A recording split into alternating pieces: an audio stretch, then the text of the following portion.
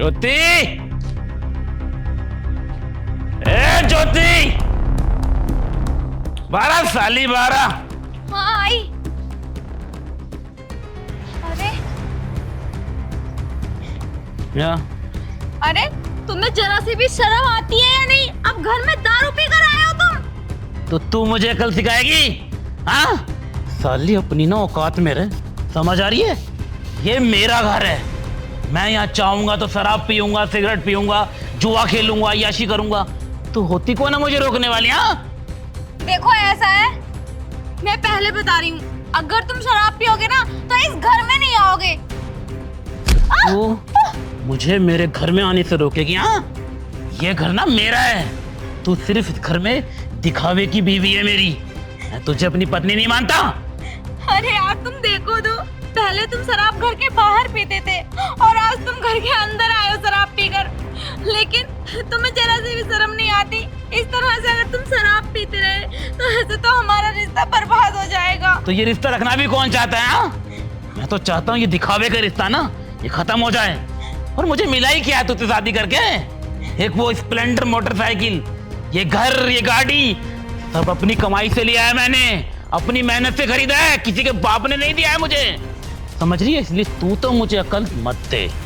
मुझे क्या करना है क्या नहीं मैं अच्छे से जानता हूँ। मैं चाहूँ तो ये सारा घर बेच के सबकी शराब पी जाऊं, सबको सट्टे पे लगा दूं, सबको बेच दूं, लेकिन तू आज के बाद ना मेरे सामने जुबान नहीं खोलेगी। यार तुम ऐसा क्यों करते हो? आखिर मैं बीवी हूँ तुम्हारी। मैं तुझे बीवी नहीं मानता। चल, और सुन, कुछ खाने को घर में बनाया या नहीं? हाँ बना है। ले गया। एक बात बताओ, तुम शादी के कुछ दिन तक तो ठीक रहे, उसके बाद क्या हुआ जो तुम मुझे इतना ज्यादा परेशान करने लगे? मुझे उम्मीद थी कि तू घर से कुछ लेके आएगी, लेकिन तेरे बाप ने, साले उस कमीने ने कुछ नहीं दिया, भेज दिया तुझे ऐसे ही मेरे साथ। और ऊपर से तेरी ये शकल मुझसे बर्दाश्त नहीं होती। समझ रही है ना मैं क्या कह रहा हूँ? हाँ? समझ रही है मैं क्या कह रहा हूँ? आराम शादी आज के साथ। भैया ये क्या कर रहे हो? अब दीदी को इस तरीके से क्यों मार रहे हो? देख, कान खोल के मेरी बात सुन, ये हमारा ना मियाँ बीवी का मैटर है। तू इस घर की ना नौकरानी है, तो सिर्फ घर के काम पे ध्यान दे।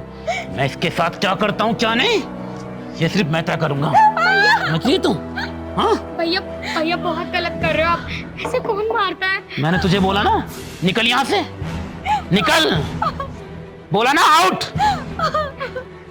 अपने बाप को अभी के अभी कॉल कर और उससे बोल कि मुझे पैसे चाहिए, मुझे 5 लाख रुपए चाहिए, समझी तू? और ये रोने का ड्रामा मेरे सामने मत करना, समझी?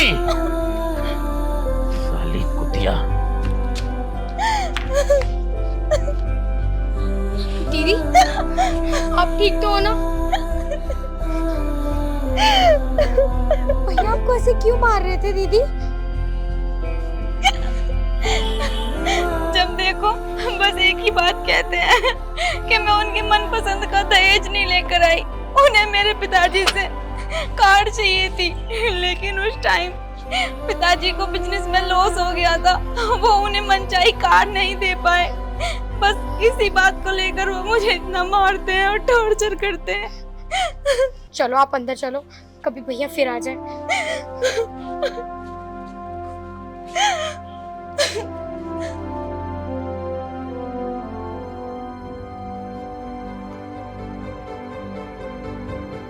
बैठ जाओ दीदी।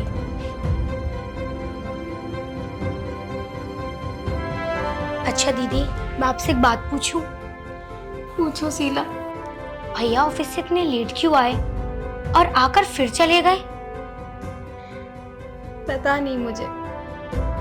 अच्छा दीदी आप बैठो, मैं आपके लिए ना चाय लेकर आती हूँ।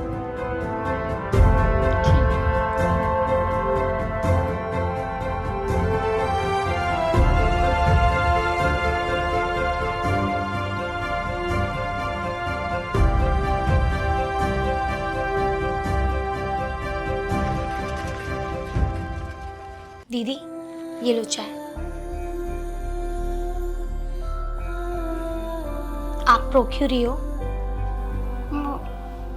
कुछ नहीं। अच्छा दीदी, मैं आपको एक बात बताऊं? हाँ बताओ। जब मेरी शादी हुई थी ना, तो मेरे माँ बाप ने अपनी हैसियत से ऊपर शादी की थी मेरी, जो कि हर माँ बाप चाहते हैं। शादी में मैं बहुत खुश थी और सभी खुश थे। शादी के एक हफ्ते तक मैं बहुत अच्छे से रही, लेकिन शादी के एक हफ्ते बाद सबने अपना रंग दिखाना चालू कर दिया। मेरी सास ने मुझ में हजारों कमियां निकालनी चालू कर दी। जो भी काम करती, उस काम में कुछ ना कुछ बहाना लगा के मुझे डांटा करती थी, मुझे परेशान किया करती थी। और ऑफिस के बाद जब मेरे पति मेरे घर आया करते थे तो सासू माँ उनके कान भरा करती थी। मेरे पति ने मुझे मारना शुरू कर दिया। हफ्ते में ये एक दो बार तो हुआ करता था, और धीरे धीरे मारना, पीटना, टॉर्चर करना ये रोज रोज होने लगा। और फिर तो उन्होंने हद ही कर दी। मेरी सास ने मुझसे एक दिन कहा कि अपने घर जाकर दहेज लेकर आ, पैसे लेकर आ। मैंने उनसे मना किया तो वो भी मुझे मारने पीटने लगी। फिर मैंने अपने पति से बात करने की कोशिश की तो उन्होंने भी मेरी एक नहीं सुनी, क्योंकि वो तो अपनी माँ की सुनते थे ना। उनकी माँ जो कह देती थी वो करते थे। वो ये भी नहीं सोचते थे कि वो क्या गलत कर रहे हैं, क्या सही कर रहे हैं। लेकिन माँ की बात तो वो सर आंखों पर रखते थे। और मेरे लाचार माँ बाप, वो उनकी बात तो ऐसे सुनते थे कि जैसे उन पे कोई हुक्म कर दिया हो और उन्हें वो करना ही करना है। मैं ही जानती हूँ कि मेरे गरीब माँ बाप मेरे लिए कैसे कैसे करते थे। कहाँ से पैसे मांगकर सामान खरीदा करते थे और मुझे भेजते थे। लेकिन फिर भी मेरी सास का और मेरे पति का कभी मन ही नहीं भरता था। आए दिन मुझसे कहते रहते थे कि सामान लेकर आ, दहेज लेकर आ, पैसे लेकर आ। लेकिन मैं जैसे तैसे करके अपने घर से सामान पैसा लेकर आ जाया करती थी। लेकिन एक दिन तो उन्होंने हद ही कर दी। मेरी सास ने मुझसे कहा कि अपने घर से मोटरसाइकिल लेकर आ। उन्होंने मुझसे मोटरसाइकिल की मांग की। अब दीदी आप ही बताओ, मेरे माँ बाप इतने लाचार हैं, उनकी मोटरसाइकिल खरीदने की औकात नहीं है, तो वो मुझे मोटरसाइकिल कहाँ से ला कर देते। मैंने इस बारे में अपने पति से कहा, अपनी सास से कहा, तो उन्होंने मुझे मार पीट के मेरे घर भेज दिया। बोला कि जब तक मोटरसाइकिल नहीं आएगी ना तो घर मत आना। अब मैं क्या करती। मेरे पापा ने उनके आगे हाथ तक जोड़े। मेरी माँ तो उनके पैरों में पड़ गई, उनके सामने गिड़गिड़ाई। लेकिन मेरे पति ने उनकी एक नहीं सुनी, उन्हें ऐसे तड़पता हुआ छोड़ दिया। और तो और मेरे पति ने मेरे पापा के ऊपर हाथ उठाया। दीदी एक पल के लिए तो मैं सुन पड़ गई कि मैं क्या करूं और क्या नहीं। मुझे कुछ समझ नहीं आ रहा था। लेकिन बस मेरे सामने एक डंडा पड़ा हुआ था, मैंने उसे उठाया और अपने पति पे इतना बचाया कि मुझे ये होश नहीं था कि मैं अपने पति के साथ क्या कर रही हूँ। आमने सामने मोहल्ले की भीड़ लग गई। मैंने ये तक नहीं सोचा कि वहां जो औरतें खड़ी हुई है मेरे बारे में क्या सोच रही है क्या नहीं। मैंने इतनी सी भी शर्म नहीं की। लेकिन मुझे याद था तो अपने पापा पर पड़ा हुआ थप्पड़, इसलिए मैंने अपने पति पर इतना बचाया कि वो मुझसे डर के भाग गया। और फिर जब मुझे होश आया कि अगर ये कदम मैं पहले उठा लेती तो मेरे साथ ये सब ना होता, ये दिन नहीं देखना पड़ता मुझे। लेकिन दीदी, हमें तो बताया जाता है ना कि हम तो औरत हैं, हमें ससुराल अच्छी मिले या बुरी, हमारी सास हमें डांटे या नंद डांटे या पति पीटे, हमें तो ससुराल में निभाना ही पड़ता है, क्योंकि हमें यही सिखाया जाता है कि हम औरत हैं, हमें तो ससुराल में निभानी ही पड़ेगी। लेकिन ऐसा नहीं है दीदी। ये सब होने के बाद मुझे पता चला कि कोई किसी के साथ नहीं है। अगर आपका बुरा वक्त चल रहा है ना तो सब पीछे हट जाएंगे। और अगर आपका अच्छा दिन चल रहा हो या आप अच्छी तरीके से काम कर रहे हो तो आपके साथ कोई भी खड़ा हो जाएगा।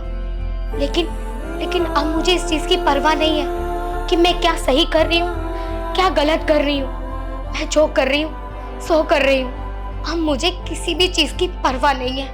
ये दुनिया सिर्फ बातें बनाती है, परेशानी में साथ खड़ी नहीं होती।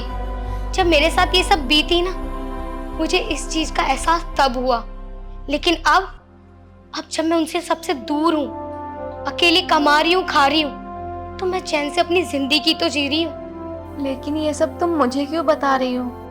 दीदी, ये सब मैं आपको इसलिए बता रही हूँ क्योंकि मैं एक अनपढ़ गंवार, एक कम पढ़ी लिखी लड़की होकर भी ये फैसला ले सकती हूँ, ये कदम उठा सकती हूँ। तो दीदी आप क्यों नहीं?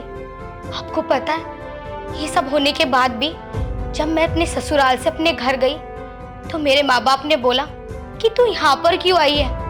एक लड़की का असली घर उसका ससुराल होता है, उसका मायका नहीं। दीदी आप ही बताओ मेरे दिल पे क्या बीती होगी ये सब सुन के।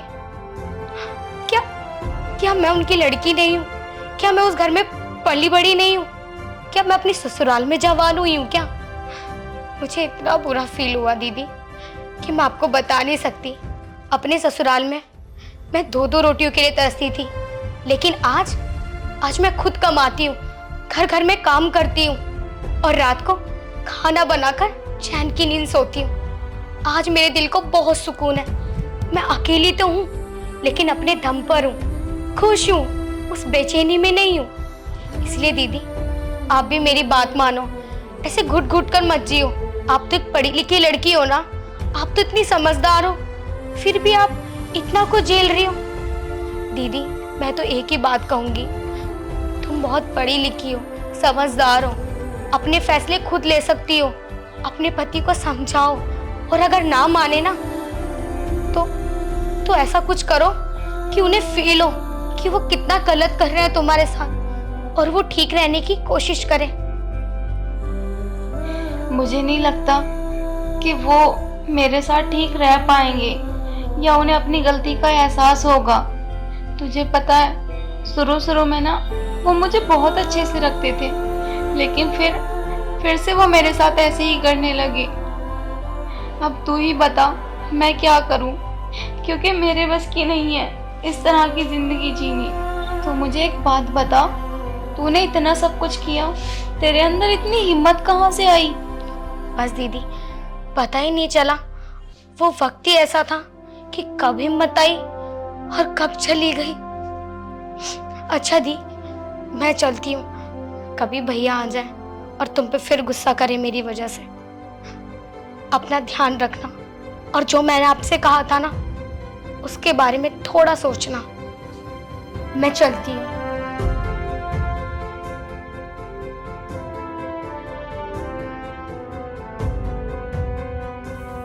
वैसे कह तो ये ठीक रही थी, अगर पति नहीं समझ रहा तो मैं ही क्यों समझूं हर बार? क्या उन्हें नहीं लगता वो हर बार मुझे कितना पीटते हैं, कितना टॉर्चर करते हैं, मुझे कितना दुख होता है।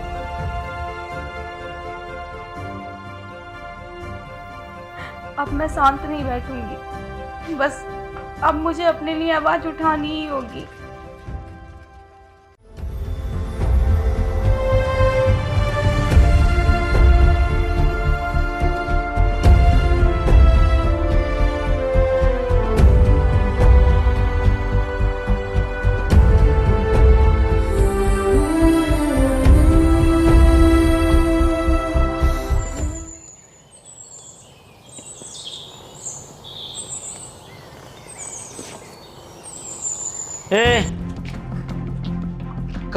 कहाँ जा रही है बैग लेके? तुमसे मतलब कहीं भी जाऊं, तुम होते कौन हो मुझसे ये सब पूछने वाले? जुबान संभाल के बात कर। हाथ नीचे करो, अब मुझे तुमसे कोई रिश्ता नहीं रखना। तेरा पति हूँ मैं और मुझसे इस तरह बात करेगी तू? पति? कैसा पति और काय का पति? अब मैं तुम्हें अपना कुछ भी नहीं मानती। ये क्या बकवास कर रही है तू?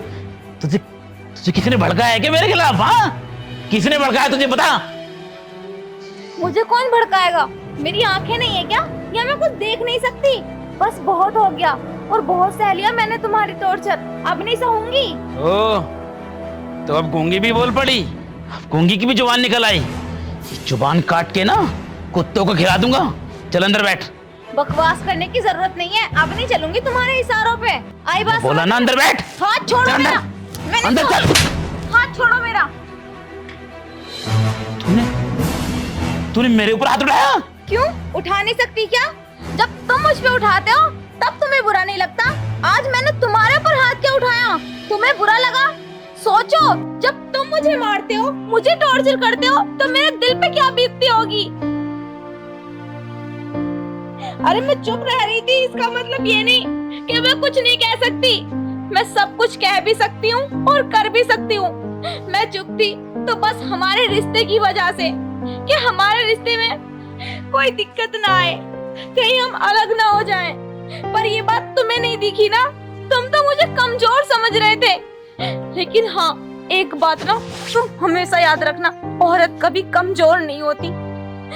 ये तू तो नहीं बोल रही है, जरूर तुझे उस कमीनी नौकरानी ने भड़काया है ना? अरे चुप करो अपनी बकवास, अब मुझे तुम्हारी कोई बात नहीं सुननी। और तुम्हें क्या लगता है कि मुझे भड़काएगा कोई तभी मैं अपने पैरों पे खड़ी होंगी? नहीं, अब खुद के लिए लड़ूंगी मैं। ये तेरी जुबान तो नहीं हो सकती, जरूर तुझे उस नौकरानी ने भड़काया है।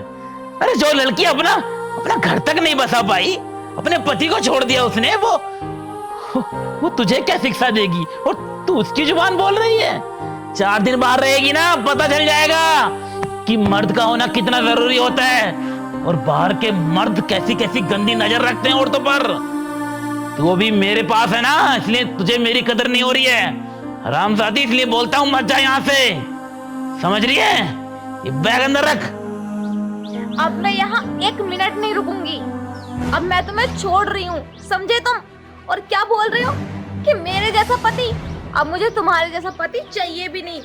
और अगर इस घर से बाहर जाके मैं भूखी भी रह लूंगी ना तो रहूंगी, पर इस घर में वापस कभी नहीं आऊंगी मैं।